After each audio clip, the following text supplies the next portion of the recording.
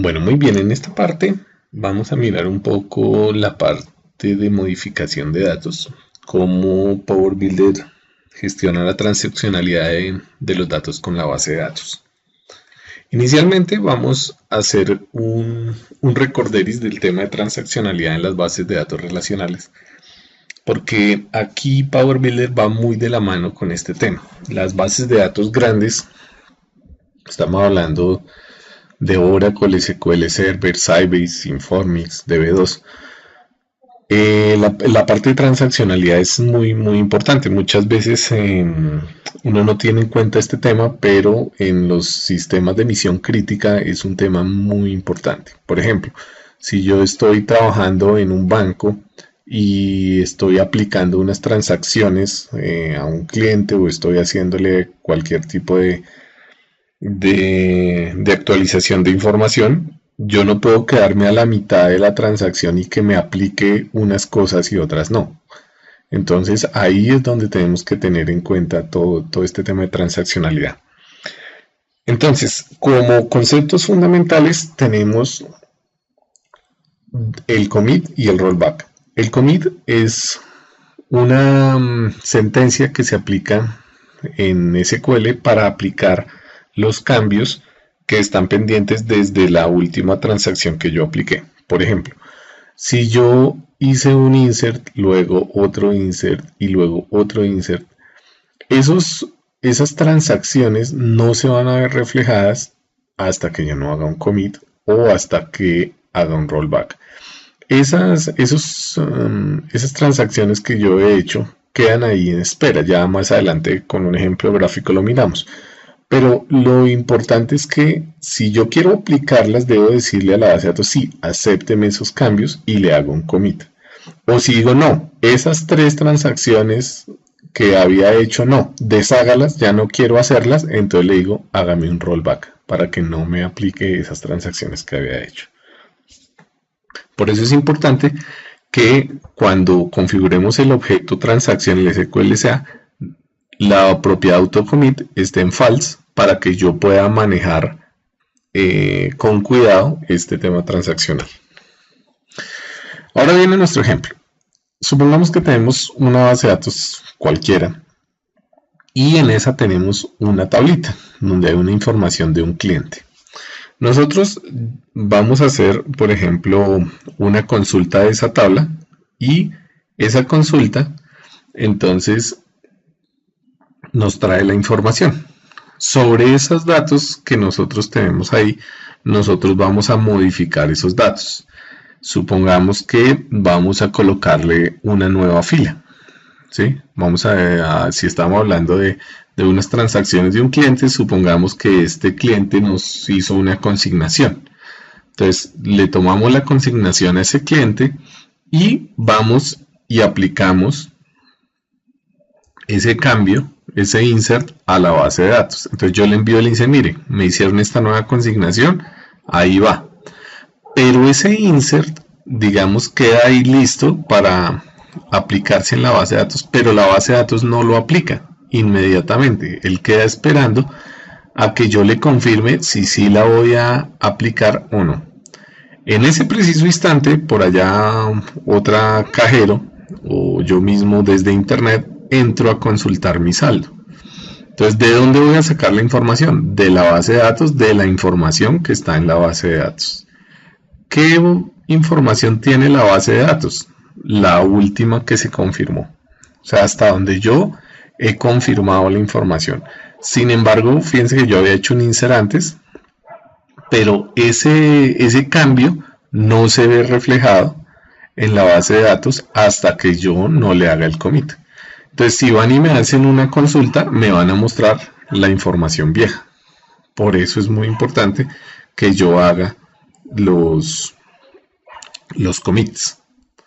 Ahora, miremos cómo debería ser, digamos, este tema tratado.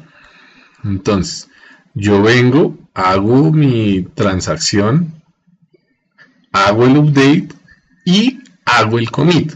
Una vez yo haga el commit, entonces ahí sí la base de datos va a aplicar ese cambio y cuando yo haga la consulta, entonces me va a traer los datos actualizados.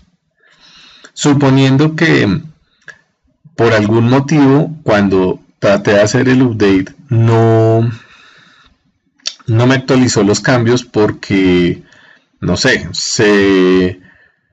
había una restricción o no podía, bueno, por cualquier motivo la base de datos no lo dejó, entonces lo que yo tengo que hacer es un rollback para deshacer esa transacción y que queden los datos exactamente como estaban, ¿sí? Pero entonces es muy importante que tengamos en cuenta que siempre que hagamos este tipo de transacciones tenemos que o hacerle commit o hacerle un rollback. Ahora, ¿qué es incorrecto cuando estábamos mirando las funciones de los controles data window? Veíamos por allá una función que se llama update. La función update lo que hace es enviar los cambios que yo tenga en mi data window, en los datos, enviarlos a la base de datos para que los aplique. Pero, ¿cómo no se debe usar?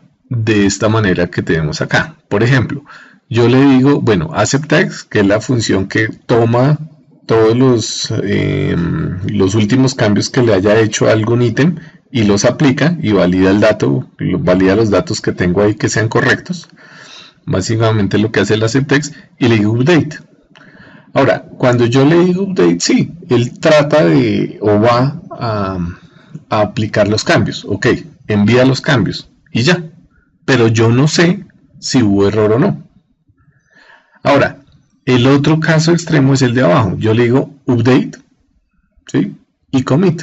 Pero entonces yo voy a la ciega. Yo simplemente le digo actualice, pero yo no sé si sacó un error, por ejemplo. Y además, si sacó un error, yo sin embargo le digo no, aplique esos cambios. Entonces, eso es la manera como no se debe hacer un update en un data window. ¿Cómo se debe hacer correctamente? Entonces, ¿qué hago? El acceptText para que él valide la información que digité y pues que por lo menos los datos que tengo ahí son correctos de acuerdo a las validaciones que tengo y de acuerdo a los tipos de datos que tengo. Y le hago el update, pero entonces lo que hago es validar el retorno del update. Le digo, listo, me retornó 1, porque recuerden que la función update retorna 1 o menos 1. Entonces, si le digo 1 es que estuvo bien. Entonces, le pregunto, ¿el retorno de la función update fue 1? Ok, entonces si fue 1, hágame un commit. Ese commit va con punto y coma, que es una instrucción de SQL. Entonces le digo commit. Si no fue 1, entonces fue que no pudo actualizar. Entonces ya entremos a mirar qué pasó. Entonces aquí lo que yo puedo es capturar el texto del error que está en el objeto transacción. Entonces lo capturo en una variable, deshago los cambios, hago un rollback y muestro el mensaje con el error. Esa es la manera correcta de hacer un update con un data window. Ahora, miremos cómo actualiza el data window desde en Power Builder, que es algo de sus propiedades asombrosas. Él toma, otra vez tenemos la tabla. Cuando nosotros le hacemos retrieve, básicamente lo que hace es usar el select que le hemos definido allá en data source. Le hemos definido un select, entonces él trae los datos según el select que le coloquemos y nos muestra los datos. Nosotros ahí encima del data window podemos escribir, podemos cambiar los datos, podemos modificar. Entonces, en este ejemplo, fíjense que tenemos estos 3 datos. Entonces, vamos a modificarlos y lo que vamos a hacer es borramos la tercera fila, modificamos el ID de la primera, modificamos el cliente de la segunda y insertamos esa cuarta fila. ¿Sí? Entonces, fíjense todos los cambios que hicimos ahí en un momento a la tabla. Ahora, nosotros vamos a hacer esos cambios. Si nosotros usáramos otro lenguaje de programación, ¿qué tendríamos que hacer? Tendríamos que coger esa fila 4 y mandar un insert a la base de datos con esos datos para que me inserte esa fila. Tendríamos que coger la fila 1 y mandar un update para que me actualice el ID. tendríamos que hacer un delete, mandar una instrucción delete de la tercera fila para que me borre esa tercera fila de la base de datos. Y finalmente de la fila 2, el campo cliente tendría que mandarle un update para que me actualice eso. ¿Sí? Ahora, estas 4 instrucciones, cuando yo le llamo la función update del data window, él lo que hace es encapsular estas 4 instrucciones SQL y él las manda automáticamente por nosotros. Nosotros no tenemos que escribir absolutamente ninguna línea de código de SQL. O sea, no tengo que hacer un update, no tengo que hacer un insert, un delete, no tengo ni siquiera que saber esa sintaxis. El data window, él solo, por debajo, manda esas 4 instrucciones para que se actualice la base de datos. Entonces, ahí es donde cobra importancia la transaccionalidad, porque fíjense que mandé 4 instrucciones. ¿Qué pasa si, por ejemplo, cuando estaba haciendo el último update, saco un error porque resulta que hay una restricción en la base de datos y no puedo hacer ese update? Entonces, de esas 4 instrucciones, una no se pudo realizar. Las otras 3 sí, el insert, el delete, el primer update, sí se pudieron hacer, pero resulta que en la última no se pudo. Entonces, yo no puedo dejar los datos como a medias, insertar unos datos y actualizar otros, pero otros no. O lo hago todo o no hago nada. Entonces ahí es donde yo tengo que validar si hago la transacción o no la hago, o lo hago todo o no hago nada. Entonces por eso es importante hacer el commit o hacer el rollback. Si lo pudo hacer bien, si el update, el llamado de la función update del data window retornó 1, haga commit, si no, haga rollback. Ahora, eso usando los data windows. Hay otra manera de modificar los datos que es directamente usando SQL embebido. Embebido quiere decir que está incrustado dentro del PowerScript. Normalmente cuando nosotros utilizamos PowerScript, entonces usamos el lenguaje propio de Power Builder, pero dentro de los scripts, en los eventos, en las funciones, nosotros podemos embeber, meter SQL. Entonces, ¿cómo es la sintaxis? Como cualquier sentencia SQL estándar. Entonces yo puedo colocar deletes, inserts, updates, cualquier instrucción SQL válida la puedo colocar. Por ejemplo, acá tenemos un delete, entonces le digo el delete, la tabla, where, la condición, o un update. Lo que tiene extraño, digamos, la sintaxis es que siempre las instrucciones de SQL embebido para identificar que son SQL van con punto y coma al final. Y si queremos utilizar una transacción en especial, le colocamos antes del punto y coma la palabra using y el nombre del objeto transacción. Si no le coloco ningún objeto transacción, como en el caso de este delete que no le coloqué, él supone que vamos a usar el objeto transacción por defecto, que es SQLCA. ¿Sí? Entonces en estas 2 instrucciones, en este delete y este update, van a usar la misma transacción, usan el SQLCA. Esto es útil cuando yo tengo varios objetos transacción, entonces necesito saber cuál es el que voy a usar. De resto, pues puedo obviar ese using SQLCA. Ahora, los insert también funcionan exactamente igual como las sentencias SQL normales. Lo que tengo siempre es que finalizarlo con punto y coma al final de la instrucción. Dentro de esa sentencia SQL, entonces yo ya puedo utilizar las variables que yo había definido en mi PowerScript. Como, supongamos, aquí yo tengo unas variables que definí locales, entonces fíjense, es local string cliente y local string nombre. Les asigno un valor y luego hago este delete. Entonces fíjense que aquí no estoy colocándole el ID directamente quemado en el código, sino que lo que estoy haciendo es llamando la variable que ya había definido. Pero entonces, ¿cómo le identifico a la sentencia SQL que le voy a colocar ahí una variable de mi PowerScript con 2 puntos. Le coloco 2 puntos y el nombre de mi variable, ya sea local, instancia o global, no importa, cualquier variable. Pero para decirle que es una variable le coloco 2 puntos antes. De esa manera entonces yo puedo dentro de la sentencia SQL usar variables que tenga definidas.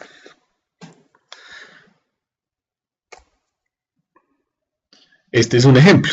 Entonces voy a hacer un insert y en el insert entonces le coloco las variables para que me inserte los valores que tiene la variable.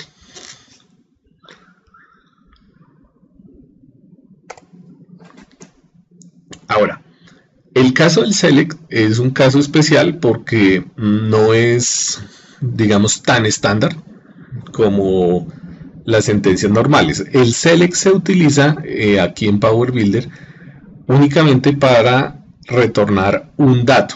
O sea, la idea no es que yo le diga, por ejemplo, select asterisco from la tabla y que me traiga 5000 datos. No, si voy a hacer eso, más bien utilizo un data window que me traiga los 5000 datos y que con todas las columnas. En este caso, en los select, en el SQL embebido, se utilizan para traer datos puntuales. Entonces, no quiero traer el nombre, el apellido y la dirección del cliente número 1. Entonces, hago un select para traer una fila únicamente de un cliente. Puedo traer, sí, las columnas que necesite, 50, las que necesite, pero o sea, que venga una sola fila en ese select. Si el select retorna más de una fila, entonces me va a sacar un error porque no puedo procesar esa información de más de una fila con este select normal. Entonces, tengan esto en cuenta. Cuando hagan select con SQL embebido, solamente deben retornar, o su condición siempre tiene que tener, digamos, la condición de que solo traigan una fila. Ahora, cuando traen esa fila, yo puedo guardar los datos de la fila que me trajo en variables. Entonces, ahí utilizo el into para decirle que esos datos de esas columnas los guarde en estas variables. Es la manera como funciona. Vemos que ese es un poquito diferente del select normal.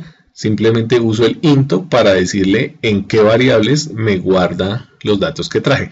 Obviamente corresponderán uno a uno. Entonces la primera variable será el primer campo del select que traje. La segunda variable, pues la segunda columna y así. Y como siempre finaliza en punto y coma la sentencia select. En general, entonces, cuando usemos SQL embebido, yo tengo que usar la sentencia SQL y validar que sí pude hacerla, ¿sí?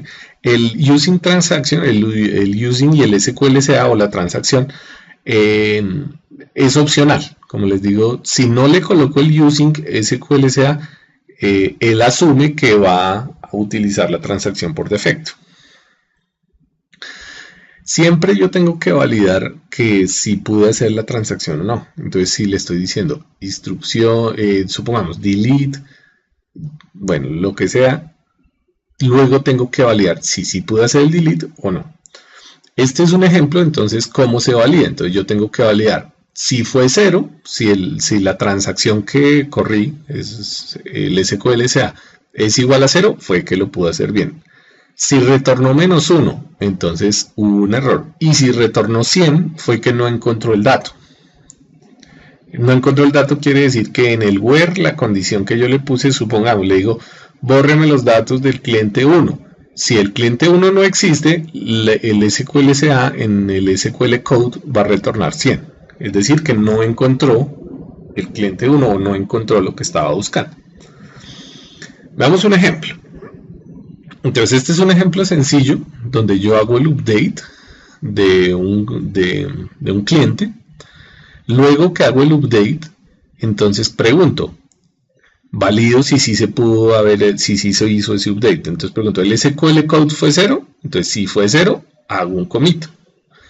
Si no, entonces quiere decir o que el SQL code fue -1, es decir que tuvo error, o fue 100 que no lo encontró. En cualquiera de esos dos casos voy a mostrarle un mensaje de error al usuario diciéndole que no se pudo actualizar. Pero, ¿cómo lo hago? Guardo el texto del error en una variable, hago el rollback y luego muestro ese error. ¿Por qué no coloco, por ejemplo, esa asignación del texto del error después del rollback? Porque apenas yo haga el rollback, entonces él va a borrar el texto del error que tenía. ¿Y por qué no coloco, por ejemplo, el message box antes del rollback y dejo el rollback de último? ¿Por qué? Porque si dejo el message box antes del rollback, es posible que el usuario mire el mensaje de error y diga, ay, mire, hay un error.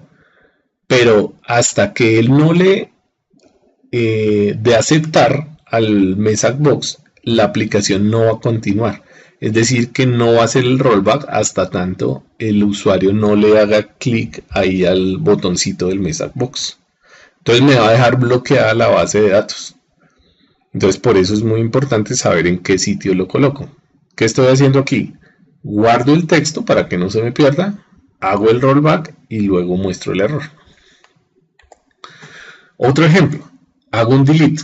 Entonces hago un delete de una tabla y tengo una variable allá para decirle cuál es el ID del cliente. Por eso la variable tiene 2 puntos antes. Y pregunto, digamos está un poco más detallado en cada uno de los casos. Pregunto, si estuvo bien, listo, hago el commit. En el caso que hubo error, entonces guardo el texto del error, hago el rollback y muestro el error. Pero si no fue el caso que hubo error, sino que no encontró el cliente que íbamos a borrar, entonces lo que voy a hacer es un rollback para soltar, deshacer los cambios, digamos, que haya tratado de hacer y no dejar la tabla bloqueada, y mostrar un mensaje que diga que no encontré el cliente. ¿Sí? Entonces, digamos que este es un poquito más completo. Lo importante de este tema es que siempre que utilicemos tanto la función update del data window como cuando usemos SQL embebido en PowerScript, siempre tenemos que validar si sí se pudo hacer o no y tomar una acción al respecto. En el caso, digamos que fuera un select, pues el select no necesitamos hacerle commit y rollback porque simplemente estamos mostrando una información. Pero en el caso que yo esté usando un select con SQL embebido, de pronto sí tendría que validar si encontré la información, si sí me trajo datos o no me trajo datos, o si me trajo más de una fila o no me trajo más de una fila del select que yo envié. ¿Sí? Entonces, en ese caso, en el caso del select, pues lo que tengo que validar es eso, y de acuerdo a eso, pues tomaré alguna acción. En el caso que sea un update o un delete que yo esté haciendo, o un insert que yo esté haciendo, entonces ahí sí yo tengo que entrar a validar, bueno, pude hacerlo bien, entonces hago commit o hago rollback. ¿Sí? Y en los data windows, pues como vimos en el ejemplo anterior, también yo tengo que validar, listo, mando el update, pregunto si me retornó 1, si lo hizo bien hago commit y si no, hago rollback. Eso es muy importante para que lo tengan en cuenta.